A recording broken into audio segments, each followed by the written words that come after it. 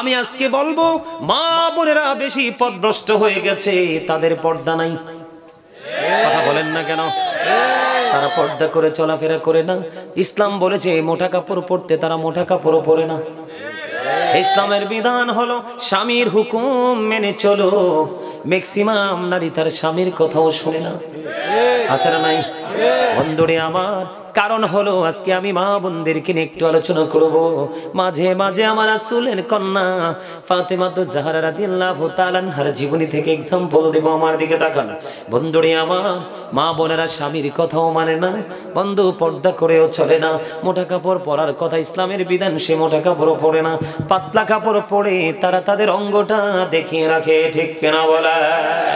বন্ধুরে আমার, আমার নবী বলেছেন এরকমপুরের মা বোনদের জন্য বলতেছি, তোমরা হাসাহাসি করবা না। এই ছেলে, হাসাহাসি করবা না কিন্তু। আমি কিন্তু দেখছি তোমরা দুজন কথা বলছো জিকিরের সময়, আমি কিন্তু সবার দিকে চোখ আছে, আমি কিন্তু দাঁড় করাবো। আমি আগেই বলে দিছি, ভালো না লাগলে তুমি চলে যাবা, কারণ জান্নাতি সবাই হতে পারবে, প্রতি 1999 জন হবে জাহান্নামী, মাত্র অনলি 1% একটা লোক যাবে জান্নাতে। আর এই যুগে আইসা 2000 খুঁজলে একটা জান্নাতি পাওয়া যাবে না, কারণ এরা নামাজ পড়লে সুদ খায়, সুদ খায়, মানে একটা না একটা পাপ এটা রীতিমতো করেই যাচ্ছে। এই জন্য 2000 খুঁজলে একটা জান্নাতি পাওয়া যাবে কিনা জানি না। আপনারা এসেছেন, আপনাদের মধ্যে এমনও তো হতে পারে যে অনেকে আল্লাহর কবুল করে রেখেছেন, আর যাদেরকে আল্লাহ কবুল করেছেন তাদের উসিলা আল্লাহ সবাইকে কবুল করতে পারে। আরে ধরে কন্যা বন্ধুরে আমার, মা খাতুনে জান্নাত ফাতেমার জীবনী আমাদেরকে ফলো করতে হবে। তার কারণ হলো আমার নবী যখন মেরাজে গেলেন, মেরাজে যাওয়ার পরে জান্নাতের দিকে নজর দিয়ে চাইয়া দেখলেন জান্নাতের মধ্যে অধিকাংশই পুরুষ দেখা যায়, অধিকাংশই পুরুষ আর গরিব মানুষের দল। জান্নাতে পুরুষের সংখ্যা বেশি, ধনী মানুষ না, গরিব গরিব মানুষ। কারণ গরিবরার সিনা ভরা আছে প্রেম, আর ধনীদের সিনা ভরা আছে মানুষ মারার যে প্রয়াস। কথা বলেন না কেন? সুদের মাধ্যমে মানুষ মারে, ঘুষের মাধ্যমে মানুষ মারে, পিস্তলের মাধ্যমে মানুষ মারে, মসজিদের পবিত্রতা নষ্ট করে। এই যত নোংরামি বড়লোক দ্বারা এগুলো সংগঠিত হয়। বন্ধুরে আমার, জাহান্নামের দিকে নজর দিয়ে আমার নবী চাইয়া দেখলেন জাহান্নামের মধ্যে বেশিরভাগই নারী আর বড়লোক। এই জন্য আমি প্রায় সময় বলি, the rich are not always happy, ধনীরা সব সময় সুখী হয় না। The poor are born to suffer. গরিবরা জন্মগ্রহণ করেছে দুঃখ ভোগের জন্য। পৃথিবীর বুকে গরিবরা সাফার করতে করতে যায়, কবরে যাইতে দেরি তাদের জন্য কবরটা জান্নাতের টুকরা হয়ে যায়। তার কারণ হলো তারা সাফার করলেও আল্লাহ রাসূলের প্রেম ছাড়ে না। বন্ধু, মা বোনদেরকে বাঁচানোর দায়িত্ব আমাদের, কারণ আমরা যদি তাদেরকে বাঁচানোর চিন্তা করি তাহলে তারাও বেঁচে যাবে। বন্ধুরে আমার, কারণ আমার রাসূল বলেছেন, তোমরা মহিলাদেরকে বলেছেন তোমরা আমার কলিজার টুকরা ফাতেমাকে তোমরা ফলো করো, তোমরা আমার এই কলিজার টুকরা ফাতেমাকে তোমরা ফলো করো। মুমিনাদেরকে বলছি, আমি রঘুরামপুরের আমার মা বোনদেরকে বলছি, মা গো তোমরা আমার কথায় বিরক্ত হও না। আল্লাহ রাব্বুল আলামিন বলে দিয়েছেন, ওয়াকরনা ফি বুয়ুতিকুন্না ওয়ালা তাবাররাজনা তাবাররাজাল জাহিলিয়াতিল ওলা। জোরে জোরে বলুন আল্লাহু আকবার। আল্লাহ রাব্বুল আলামিন বলেছেন, তোমরা জাহিলি যুগের নারীদের মতো তোমরা বেপরদায় চলাফেরা করিও না, অন্য পুরুষদেরকে তোমাদের রূপ দেখিও না, তোমরা তোমাদের ঘরের মধ্যে অবস্থান করো। জোরে জোরে বলুন আল্লাহু আকবার। আল্লাহ মা বোনদেরকে বলেছে, এখনকার মা বোনেরা ঘরে থাকতে পছন্দ করে না, যতটা পছন্দ করে বাইরে আসতে। বাইরে আসতে যতটা বেশি পছন্দ করে, তার চাইতে বেশি পছন্দ করে চুলগুলোকে কালার করতে। চুলগুলোকে কালার করতে যত বেশি পছন্দ করে, তার চাইতে বেশি পছন্দ করে তারা পাতলা জামা এবং ওড়না পরতে। পাতলা জামা ওড়না জামা পরতে যত বেশি পছন্দ করে, তার চাইতে বেশি পছন্দ করে বর্তমানে তারা পুরুষদের শার্ট এবং প্যান্ট পরতে। বন্ধু, যেই নারী পুরুষের পোশাক পরে সে অভিশপ্ত, যেই নারী পুরুষের মতো চলাফেরা করে সে মর্দা মহিলা। ওই মর্দা মহিলার জন্য বরাদ্দ করা আছে তিনাতুল খাবাল, ওই জাহান্নামীর নিংড়ানো রক্ত জোরে জোরে কন্যা নাউজুবিল্লাহ। আমার নবী বলেছেন, যেই নারী পোশাক পরার পরেও তার বডিটা দেখা যায়, ওই নারী কখনোই পোশাক পরিহিত নারী নয়, ওই নারী হলো অবন্ধু উলঙ্গিনী জোরে জোরে কন্যা নাউজুবিল্লাহ। নবীজির কথাকে অস্বীকার করার মতো কোনো ক্ষমতা আপনার আমার আসেনি। যদি করি তাহলে বেঈমান কাফের হয়ে মরতে হবে। কথা বলেন না কেন? কারণ নবীর কথার উপরে কথা বলা যাবে না। ইয়া আইয়ুহাল্লাযীনা আমানু লা তারফাউ আসওয়াতাকুম ফাওকা সাওতিন নবী। জোরে জোরে আল্লাহু আকবার। আল্লাহ ইমানদারদেরকে ডেকে ডেকে বলেছেন, তোমরা আমার নবীর কণ্ঠস্বরের উপরে তোমাদের কণ্ঠস্বরকে উঁচু করিও না। তার মানে তোমরা একজন আরেকজনকে যেইভাবে সম্বোধন করে কথা বলো, ওইভাবে তোমরা আমার নবীর ক্ষেত্রে সেটা করো না। করলে তোমরা ধ্বংস হয়ে যাবে। তার মানে তোমাদের আমলগুলো মনের অজান্তে নষ্ট হয়ে যাবে। এবার আসেন বন্ধু, যুবক ভাইরা, পর্দানিশী আমার মা ও বোনেরা, বিশেষ করে আজকে রঘুরামপুর দক্ষিণ পাড়া যুব সমাজের উদ্যোগে ৫ম ইসলামী সুন্নি মহাসম্মেলনের আয়োজন করেছেন। এই সম্মেলনে আজকে যাদেরকে আপনারা আমন্ত্রণ জানিয়েছেন, আমন্ত্রিত অতিথিবৃন্দ উপস্থিত যারা রয়েছেন, তারা সহ যারা টাকা দিয়ে, পয়সা দিয়ে, অর্থ দিয়ে, বুদ্ধি দিয়ে, শ্রম দিয়ে, সার্বিক সহযোগিতার মাধ্যমে এই প্রতিকূল অবস্থার মধ্যে থাকার পরেও এত সুন্দর একটা জান্নাতের বাগান সাজিয়েছেন, সকলের প্রতি আন্তরিক সালাম। আসসালামু আলাইকুম ওয়া রাহমাতুল্লাহি ওয়া বারাকাতুহু। আমরা আল্লাহ রাব্বুল আলামিনের দরবারে লক্ষ কোটি শুকরিয়া জ্ঞাপন করছি যে মহান রাব্বুল আলামিন আজকে আমাদেরকে এই রঘুরামপুর দক্ষিণ পাড়া ইসলামী সুন্নি মহাসম্মেলনে আসার তৌফিক দিয়েছেন, বসার তৌফিক দিয়েছেন।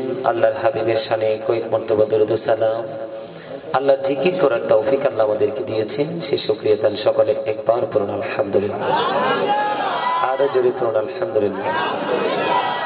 সম্মানিত উপস্থিতি, আমি আমার আলোচনা শেষ শুরু করার পূর্বে আপনাদেরকে একটা অনুরোধ করব। সেই অনুরোধটা হলো, আপনাদের সামনে যে ফাঁকা জায়গাগুলো আছে এগুলো একটু ফিল আপ করে বসুন। পিছনে মানুষ দাঁড়িয়ে আছে, আসেন, একেবারে পিছনের দিকে তাকানোর দরকার নাই, সবাই আমার একবারে কাছাকাছি চলে আসেন। আসেন, একদম সামনে চলে আসেন। আসেন, সবাই আসেন, একদম সামনে। আরে কি আশ্চর্য কথা, সামনে আপনার সামনে খালি জায়গা, পিছনে দাঁড়িয়ে আছে মানুষ। সবাই আসেন, ফাঁকা জায়গায়। শীতের সময় তো যত কাছাকাছি হয়ে বসবেন ততই তো সুন্দর এবং আরাম। ফাঁকে ফাঁকে বসা তো এটা জান্নাতের বাগানের নিয়ম না। কথা বলবেন না, দয়া করে আপনাদেরকে বলছি সামনে আসার জন্য। আপনাদের কথা বলার কোনো প্রয়োজন নেই, আপনারা কথা বলবেন না। আবার পিছনে যদি জায়গা না হয়, আপনারা ওই বাম দিকে, এদিকে আবার সুন্দর জায়গা আছে, আপনারা এদিকে এসেও বসতে পারেন। আপনারা এদিকে খালি জায়গা আছে, বাম দিকে, স্টেজের বাম দিকে, আপনারা এদিকে এসেও বসে আলোচনাটা শুনতে পারেন। সম্মানিত উপস্থিতি, আমাকে আজকে একটা বিষয় দেওয়া হয়েছে আলোচনার জন্য, সেই বিষয়ের উপর আলোচনা করব। তার আগে আমি আপনাদেরকে কিছু কথা বলবো, আপনাদেরকে বোঝানোর জন্য। আপনারা কি জান্নাতের বাগানে আসতে পেরে, বসতে পেরে খুশি না বেজার? সবাই সবাই খুশি? আলহামদুলিল্লাহ। বর্তমানে আমাদের দেশের অবস্থা, বিশেষ করে দেশের অবস্থা যেমনই আছে, আমরা মুসলমানদের অবস্থা কিন্তু ভালো নয়। কোন দিক দিয়ে ভালো নয়? আমি কিন্তু অর্থনৈতিক যে অবস্থা সেই দিক দিয়ে আমি বলছি না। কেউ চাকরি করে, কেউ করতে পারেনি, কেউ পেট ভরে খায়, কেউ খেতে পারেনি। আমি সেই দৃষ্টিকোণ থেকে কথাটা বলছি না। আমি বলছি ওই দৃষ্টিকোণ থেকে, দুনিয়াতে ইনকামটা যার সক্ষমতা আছে সে করতে পারে, আর যার সক্ষমতা নেই সে করতে পারে না। এটা একটা মানুষের সফলতা এবং একটা মানুষের ব্যর্থতা। এটার জন্য দায় কিন্তু তাকেই নিতে হয়। এই দায় কিন্তু কাউকে দেওয়া যায় না। আপনারা কি আমার কথা বুঝেন? আপনি আজকে খাবার খেতে পারছেন না, এটার জন্য দায়ী কিন্তু আপনি। আল্লাহ আপনাকে দুটি চোখ দিয়েছে, হাত দিয়েছে, পা দিয়েছে, এগুলোকে কাজে লাগানোর জন্য। আপনি এগুলোকে কাজে লাগাতে পারেননি, আজকে আপনার দৈনন্দিন জীবনের চাহিদা আপনি পূরণ করতে পারেন না। এটা হচ্ছে আপনার পার্সোনাল ম্যাটার, একেবারেই এটা আপনার একান্তই ব্যক্তিগত একটা সমস্যা। কথা বলেন না কেন? সম্মানিত উপস্থিতি, কিন্তু ধর্মীয় যে দৃষ্টিকোণ, এটা পেট ভরে খাবার খেলেও কিন্তু আল্লাহর গোলামি করা যায়, না খেলেও কিন্তু করা যায়। এটার ক্ষেত্রে কিন্তু হিসাব আলাদা। তো আমি সেই দৃষ্টিভঙ্গি থেকে বলছি, আমরা মুসলমান, হিন্দু, খ্রিস্টান, বৌদ্ধ, ইহুদি, নাসারা যত আছে বেঈমান, যাদেরকে এক কথায় বলা হয়, কি বলা হয়? যাদেরকে এক কথায় আমরা বেঈমান বলি। হিন্দু থেকে ধরে যা আছে সব কিন্তু বেঈমান। কি বেঈমান? এখন বেঈমান সম্পর্কে আল্লাহ রাব্বুল আলামিন বলেছেন, ইন্নাল কাফিরিনা কানু লাকুম আদুব্বুম মুবিনা। আল্লাহ রাব্বুল আলামিন বলেছেন, দ্য হেরিটেক্স আর the eternal enemy of the believers. ঈমানদারদের প্রকাশ্য শত্রু হলো বেঈমানেরা। সম্মানিত উপস্থিতি, এটা একটা জান্নাতের বাগান। এখানে আসলে গুনাহ জড়ে যায়, বসলে গুনাহ জড়ে যায়, শেষ পর্যন্ত বসে বাড়ি পর্যন্ত পৌঁছাতে পারলে আল্লাহর প্রিয় হওয়া যায়। ওমা সুবহানাল্লাহ বলতে পারেন? আমার চাচা কিন্তু পিছন দিক থেকে ঠিকই সুবহানাল্লাহ বলে ফেলছে, আপনারা বলতে পারেন না। সম্মানিত উপস্থিতি, আলোচনা শুনতে আসছেন না? মন থেকে আসছেন নাকি একজন গেছে সে তালে পরে আসছেন? মন থেকে তো। যদি মন থেকে এসে থাকেন সফল হয়ে যেতে পারবেন। যদি মন থেকে না আসেন, একজন আরে আমার বন্ধু গেছে আমিও গেলাম, জাস্ট ফর্মালিটি মেনটেন করেছি, তাহলে কিন্তু আপনি এখান থেকে কিছু নিতে পারবেন না। কারণ আল্লাহ কিন্তু কে কোথায় দাঁড়িয়ে নামাজ পড়ছে, কে মাটির মসজিদে পড়ছে, কে ছোট মসজিদে, কে বড় মসজিদে, কেউ টাইস ওয়ালা যেটাতে টাইস নাই, এরকম দিকে কিন্তু আল্লাহ তাকায় না। তাকায় আল্লাহ বান্দার কলবের দিকে, তার খেয়ালের দিকে। আপনি কোন খেয়ালে এসেছেন সেটাই হচ্ছে মূল বিষয়। আপনি কোথায় বসেছেন, কি অবস্থা আছেন, সেটা কিন্তু বিষয় নয়। সম্মানিত উপস্থিতি, আমি আলোচনা শোনাতে এসেছি আপনাদেরকে অত্যন্ত আগ্রহ নিয়ে। আমি এখান থেকে শেষ করে সোজা চলে যাব বরিশাল, বুঝতে পারছেন? তারপরও আমি আপনাদেরকে যে বিষয়টা দেওয়া হয়েছে সেই বিষয়টা নিয়ে সুন্দর করে আলোচনা করব। তার আগে আরো কিছু কথা বলবো।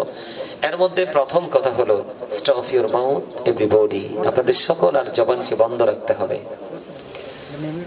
দ্বিতীয়ত, সেকেন্ড হলো, you listening my lecture very attentively. আমার কথা সবাইকে মন দিয়ে শুনতে হবে।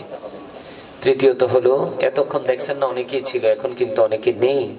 তো যারা চলে গেছে, আপনাদের যদি ভালো না লাগে আপনারাও তাদের মতো চলে যাবেন। I see go to your seat out of sight. Okay, ঠিক আছে? আমার কথা ঠিক আছে না? একদম কাটসিট কথা, যেটাকে স্ট্রেট ফরওয়ার্ড কথা। আপনি ভালো লাগলে বসবেন, ভালো না লাগলে সোজা চলে যাবেন, কিন্তু অন্য কাউকে ডিস্টার্ব করা যাবে না। এই জন্য বলছি কথাটা, হিন্দু, খ্রিস্টান, বেঈমান যারা আছে, আল্লাহ কি বলেছেন? বেঈমান কাফেরেরা মুসলমানের প্রকাশ্য শত্রু। বেঈমান কাফেররা কোথায় যাবে? আসা যাবে না। এখানে আপাতত ওয়াজ চলাকালীন হাসি বন্ধ রাখতে হবে। এই বেঈমান কাফেররা কোথায় যাবে এটা আপনারা সবাই জানেন তো। বেঈমান কাফেরদের জন্য বরাদ্দ কোনটা? জাহান্নাম। আল্লাহ বলছে উইদ্দাত লিল কাফিরিন। বেঈমান কাফেরদের জন্য আল্লাহ জাহান্নাম বরাদ্দ করে রেখেছেন। আর মুমিন যারা, তাদের জন্য আল্লাহ ওয়াজ করেছেন উইদ্দাত লিল মুত্তাকিন। আল্লাহ মুত্তাকিনদের জন্য জান্নাত বরাদ্দ করেছে। এখানে বুঝতে হবে সব মুসলমান কিন্তু মুত্তাকিন নয়, সব মুসলমান কিন্তু ঈমানদার নয়। বুঝে নিতে হবে কিন্তু সকল মুত্তাকিন মুসলমান। সুবহানাল্লাহ। আর জোরে আরেকটু মহব্বতে সুবহানাল্লাহ। জান্নাতের বাগানের ফল মুমিনরা যত খায় তত ভালো লাগে। সুবহানাল্লাহ মানে কি? জান্নাতীদের জন্য ফল। ফল খেতে কেউ ভালোবাসে না? সবাই তো ভালোবাসে। দুনিয়ার ফল খেলে দেহের পুষ্টি মিলে, আর জান্নাতের বাগানে রুহানিয়াতের ফল হচ্ছে সুবহানাল্লাহ, আলহামদুলিল্লাহ, আল্লাহু আকবার, লা ইলাহা ইল্লাল্লাহ। কাউকে সৎ কাজের জন্য ডাকা, আবার কাউকে অসৎ কাজের জন্য বারণ করা। হুব্বা ফিল্লাহ ওয়াল বুগদা ফিল্লাহ, love for Allah and hate for Allah. এগুলো হচ্ছে জান্নাতীদের জন্য ফল। এগুলো খেতে জান্নাতীরা, মুত্তাকিরা ভালোবাসে। কিন্তু যারা মুত্তাকি হতে পারেনি, 100% ইমানদার হতে পারেনি, তাদের কাছে কিন্তু এগুলো ভালো লাগবে না। তাদের কাছে ভালো লাগবে হচ্ছে আপনার বেঈমান কাফেরদের যে অপসংস্কৃতি, সেটাকে তারা চর্চা করতে পছন্দ করবে, তাই না? সম্মানিত উপস্থিতি, আজকে কিন্তু আমরা ইসলামের প্রতিকূলে অবস্থান করছি। আমরা কোথায় অবস্থান করতেছি? ইসলামের উল্টো দিকে দাঁড়িয়ে আছি আমরা। কোন দিকে? উল্টো দিকে। আমরা কিন্তু নেগেটিভ, আমরা কিন্তু পজিটিভ নই। আমরা নেগেটিভ হয়েছি কেন? আমরা নেগেটিভ হওয়ার পেছনে কারণটা হলো আল্লাহ রাব্বুল আলামিন বলে দিয়েছেন, ওমাল হায়াতুদ দুনিয়া ইল্লা মাতাউল গুরুর। সূরা আলে ইমরান 185 নম্বর আয়াত শেষ অংশে আল্লাহ বলেছেন, এই পৃথিবীর জীবনটা, দুনিয়ার জীবনটা একটা ধোঁকা, একটা প্রতারণা। নাউজুবিল্লাহ বলেন না কেন? একবার বলেন আল্লাহু আকবার। এবার এখান থেকে আমি সূরা শুআরাতে যাব, কোরআন শরীফের 19 পারা সূরা শুআরার 88 নম্বর আয়াতে আল্লাহ বলেছেন, ইয়াউমা লা ইয়ানফাউ মালু ওয়ালা বানুন। আল্লাহ বলেছেন, আপনার ধন সম্পদ, সন্তান সন্ততি, আপনার কোনোটাই কোনো কাজে আসবে না। তাহলে আমরা কিন্তু পৃথিবীর জন্য, সন্তানের জন্যই তো দূরে আছি আল্লাহর গোলামি থেকে, তাই না? কথা বলে। বেঈমান কাফেররা সম্পর্কে আল্লাহ কি বলেছেন? ইমানদারদের শত্রু। আরেকদিকে আল্লাহ বলেছেন, তাদের জন্য বানিয়ে রেখেছি অবর্ণনীয় কষ্টের জায়গা জাহান্নাম।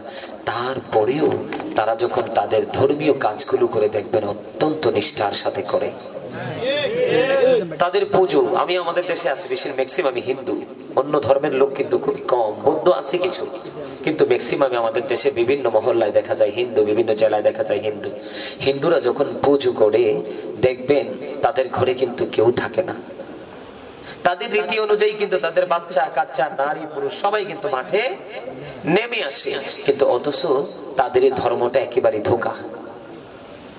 তাদের এই ধর্মের স্রষ্টা হলো শয়তান। তাদের ধর্মের স্রষ্টা কে? এই ইহুদি বেঈমান কাফেরদের ধর্মটাকে ক্রিয়েট করেছে শয়তান। এখন শয়তান কার বন্ধু? যারা জাহান্নামী তাদের বন্ধু। মুমিনদের কখনো শয়তান বন্ধু হতে পারে না। কেন পারে না? আল্লাহ বলেছেন, ইন্না কাইদা শাইতানি কানা দাঈফা। আল্লাহ বলেছেন, শয়তান ডিসিপশন ইজ ভেরি উইক। শয়তানের ধোঁকা মুমিনের জন্য একেবারে দুর্বল। তার মানে এখান থেকে বোঝা যায় শয়তান হচ্ছে মুমিনের অপোজিট পার্টি, এগেইনস্ট পার্টি, তাই না? এই জন্য আল্লাহ বলেছেন, মুমিন কি করে? ভালো কাজ করতে পছন্দ করে, সুন্দর কাজ করতে পছন্দ করে। এই কাজের ক্ষেত্রে যত বেশি প্রতিবন্ধকতা সৃষ্টি করুক না কেন শয়তান, মুমিনকে আটকাতে পারে না। তাহলে এই ধর্মের স্রষ্টাকে, কথা বলেন, শয়তান কে? আর আমাদের ধর্ম আল্লাহর মনোনীত ধর্ম। ইন্নাদ দীনা ইনদাল্লাহিল ইসলাম। ইসলাম is not only a religion but also complete code of life. ইসলামটা আল্লাহর মনোনীত ধর্ম। এই ধর্মের মধ্যেই আছে পরিপূর্ণ এবং পূর্ণাঙ্গ জীবন ব্যবস্থা। সুবহানাল্লাহ বলেন না কেন? আরে আরো যারা বলেন না সুবহানাল্লাহ। আপনারা কি আমার কথাগুলো বুঝতে অসুবিধা হয়? শুনতে খারাপ লাগে? সবার কাছে ভালো লাগে? কার কার কাছে ভালো লাগে হাত তোলেন তো দেখি। দুই হাত একদম সোজা করে। আল্লাহু আকবার। ইয়া রাসূলুল্লাহ। আহলে সুন্নাত ওয়াল জামাত জিন্দাবাদ জিন্দাবাদ। আরে তাকবীর। আল্লাহু আকবার। আলহামদুলিল্লাহ বলেন। হাত নামান।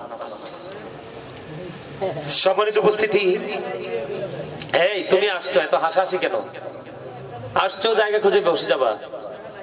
জায়গায় নিলে এইদিকে আসো, এই যে এখানে আসো, আমি ওইদিকে চোখ ঘুরাইলে তোমাকে দেখবো, ওইদিকে আসো, বসো। ওকে, সম্মানিত উপস্থিতি, আমার দিকে তাকান। তো আজকে আমরা কিন্তু আমাদের ধর্মীয় কাজের দিকে আমাদের কোনো আগ্রহ নেই। এটাই হলো কিয়ামতের আলামত। কারণ ইসলাম যখন প্রকাশিত হয়েছিল, ইসলাম গরিব ছিল, গ্রহণ করার মানুষ ছিল না। এখন ইসলামটা আল্লাহ রাসূলের পর থেকে 1450 বছর 1500 বছরের কাছাকাছি চলে আসছে। ধীরে ধীরে আমাদের মধ্যে থাকার কথা ছিল মা খাতুনে জান্নাত ফাতেমা রাদিয়াল্লাহু তাআলা আনহার আদর্শ, তাই না? কিন্তু সেটা কি আমার মা বোনদের কাছে আছে? আছে? আমার নবী বলেছেন, আনা মাদিনাতুল ইলমি ওয়া আলিউন বাবুহা। রাসূল বলেছেন, I am a city of education, the gate of that city is Ali. আমার নবী বলেছেন, আমি হলাম শিক্ষার শহর আর সেই শহরের দরজা হলো আলী। তোমরা তো শিক্ষার শহরে ঢুকতে হলে আলীকে ফলো করার কথা ছিল। হযরতে আলী ইসলামের চতুর্থ খলিফা, জান্নাতে যুবকদের সরদার ইমাম হাসান হোসেনের বাবা, তাদের তো ওনাকে তো তোমরা ফলো করছো না। তাহলে আমরা কি, আমাদেরকে তাকান। আরে ক্যামেরার দিকে তাকানোর কোনো দরকার নাই আপনাদের। ক্যামেরার কাজ ক্যামেরা করবে, ওরা ভিডিওটা ধারণ করবে। আমি আপনাদেরকে কি বলতে চাই, আপনারা আমার কথাগুলো একটু দয়া করে শুনুন। সেটা হলো যে মা বোনদের কাছে থাকার কথা ছিল কার আদর্শ? মা খাতুনে জান্নাত ফাতেমার আদর্শ, তাই না? কিন্তু আজকে আমাদের মা বোনদের কাছে কি আছে? এটা নাই। কেন নাই? এটার জন্য দায়ী হলো পুরুষ। এটার জন্য দায়ী কে? একটা স্বামী তার স্ত্রীকে সব ধরনের ট্রেনিং দিতে হবে, এটা স্বামীর দায়িত্ব। কারণ বিবি তো পরাধীন, স্বাধীন না, স্বামীর অধীনে কাজ করছে, তাই না? এখন বিবিকে সে যেইভাবে চালাবে সেইভাবেই চলবে। এই আদর্শটাকে কেন লালন করতে হবে? কারণ আমরা কিন্তু চিরকালই পৃথিবীতে থাকবো না। আমরা চিরকালই পৃথিবীতে থাকবো?